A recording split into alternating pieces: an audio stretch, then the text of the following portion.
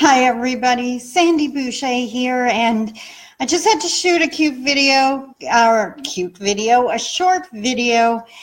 But before I do that, I just had to acknowledge that my friends are incredibly cute.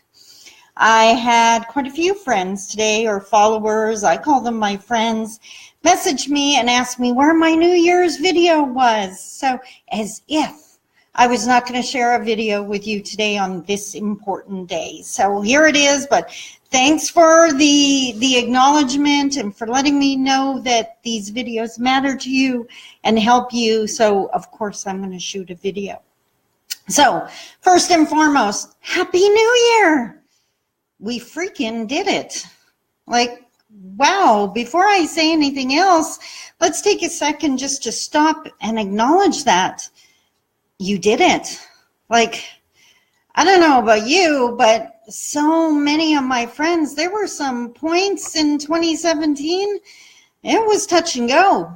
I lost a few close friends in 2017, and there were a few others that, but by the grace of God, they're still here, but holy moly's, it got scary.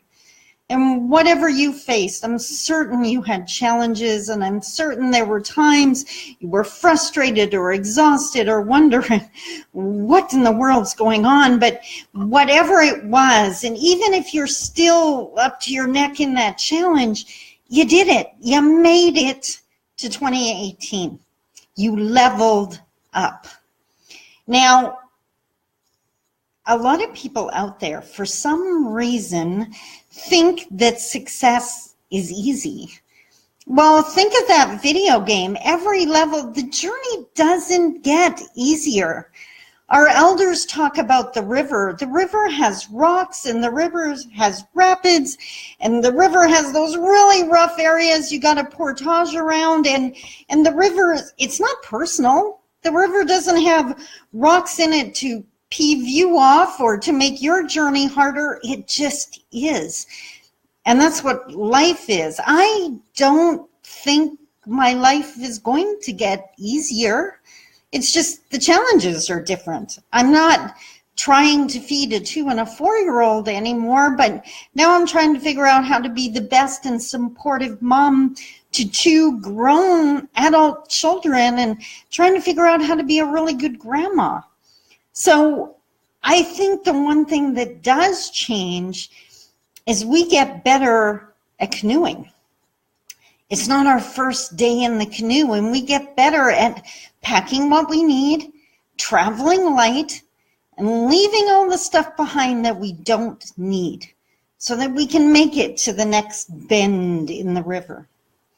So that's what I wanted to talk to you about today, because obviously when I do these videos, I want to leave you with something. And I mean so many people that are trying to do it all on their own. And that just doesn't make any sense. We're not meant to do this journey on our own. My mom used to always say, if we were meant to do it on our own, we wouldn't have been given the ability to communicate. We are able to talk to other people and to make our needs known so that we can do that. So, and I know for me, yes, people have hurt me, and yes, people have disappointed me, but I'm not giving them control of my future.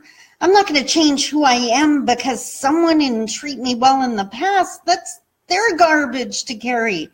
I'm going to continue being amazing me, and find the people that enjoy and appreciate me as much as I've learned to.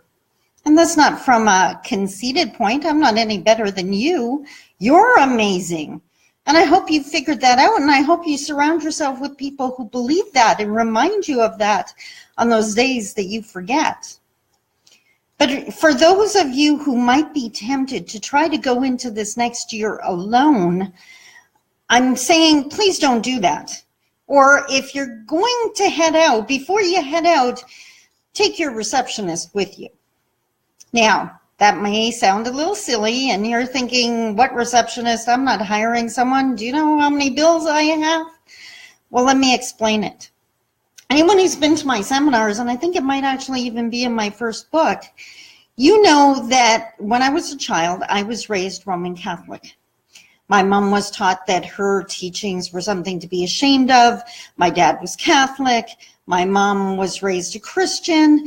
So we went to church every single Sunday. Hi, Tom, how are you?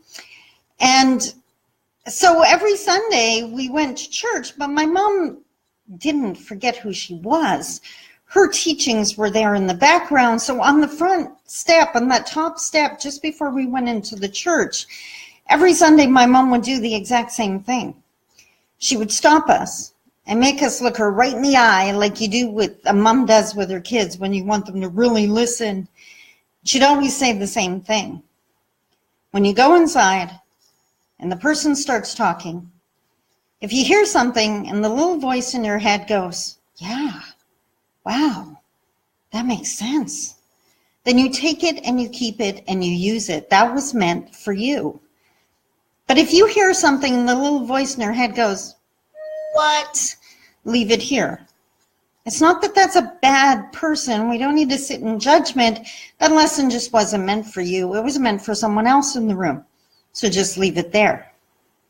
Now, why would I share that? Well, the reality is I now realize that was the very first time my mom was talking about using our receptionist. Think about any office you know, and if you're not familiar with an office environment, think of any office you've ever seen in any movie you've ever watched. The receptionist is that front line. When people come in or call, she intercepts them and she makes sure that that call or that person goes to the right person. Now, if you think of the managers back in the offices, that receptionist makes sure that nothing gets to them that shouldn't get to them. She's their front line of defense. She, he, whoever the receptionist happens to be. What I'm saying today is as you go into 2018, employ that receptionist. When you hear something, including this video, stop. Go into receptionist mode and think, does that make sense to me? Yes, keep it. No, discard it. You don't need to attack people. You don't need to condemn people. You just take in what's going to help you and leave the rest. You can't be picking up everything that's out there. We live in an era of fake news and social media that throws all this stuff at us, and you're at a real disadvantage. If your receptionist isn't on duty, you got to make sure that you think. Conscious living here, guys. Every single conversation you hear, does this make sense? Can I use this? Will this help me achieve my goals? Will this help me become the person I want to be?